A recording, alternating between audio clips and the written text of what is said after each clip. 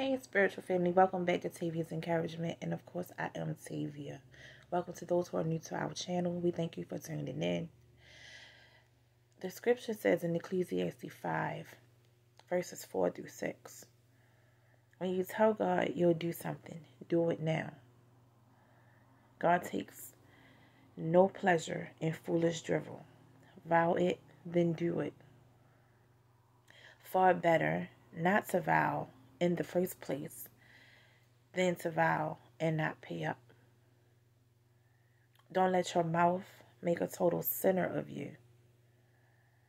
When called to account, you won't get by with, sorry, I didn't mean it. Why risk provoking God to angry retaliation? And again, it's Ecclesiastes 5, verses 4 through 6. Here it's talking about making a vow to God, making a promise to God. God, I promise that if you get me out of this situation, I'll go to church every Sunday. Knowing that you're not going to go to church every Sunday. Don't make promises that you can't keep.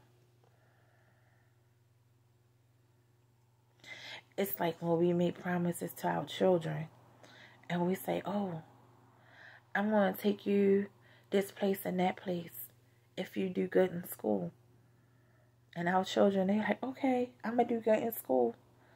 And then when they do good in school, and they come home with their report card, it's like, are you still going to take me? And sometimes us as parents, we have this thing where, oh, I forgot. And then the children gets upset because now it's a promise that is broken. So how do you think God feels? And he don't want to hear no excuse of, sorry, I didn't mean it.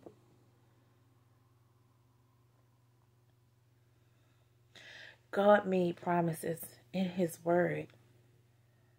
And he kept them. So when we make vows to God, are we going to keep ours? Now, I know I made vows to God. I made promises to God. I said, God, if you bring my son home, I will do this, that, and that, and that, and that. And I'm still sticking to my promise. I have not yet broken that promise that I made. But my son is still not here.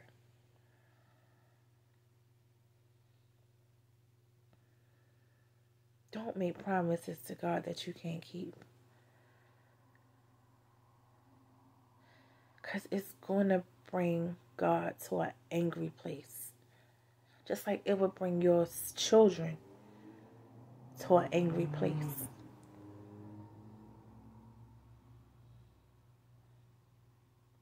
I've been studying the book of Ecclesiastes for a few days now.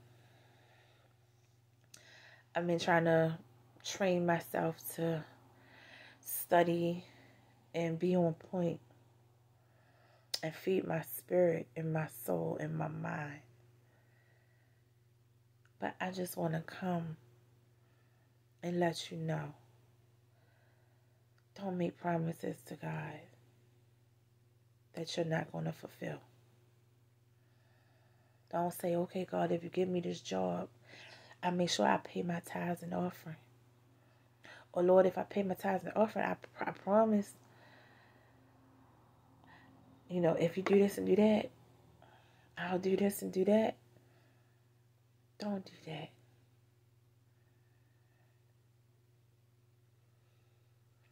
Because God said he don't want to hear on Judgment Day, I'm sorry.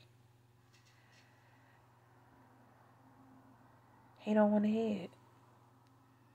That's just like our children say, well, I'm sorry, I couldn't keep my promise. I have other obligations. And how would that make you feel? So how you think God feels when you say, I promise? That's just like the song that says, I promise the Lord that I will hold out. I will hold out until he meets me in Galilee.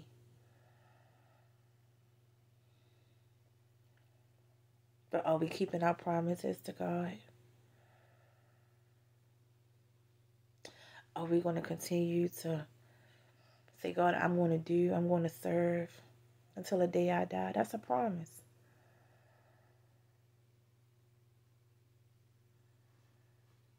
So just think about it. So I know I haven't been on here in a while, but I'm okay. I just been tired, that's all, in my body. And just running around a lot. But just don't make promises you can't keep to God.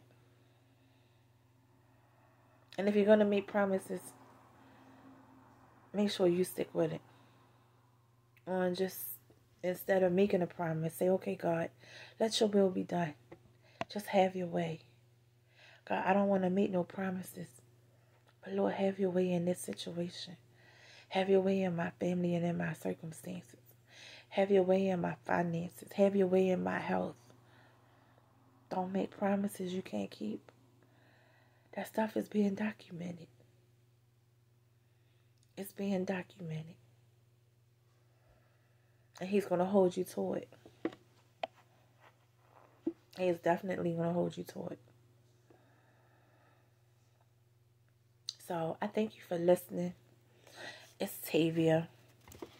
And I pray you have a good night. Be blessed.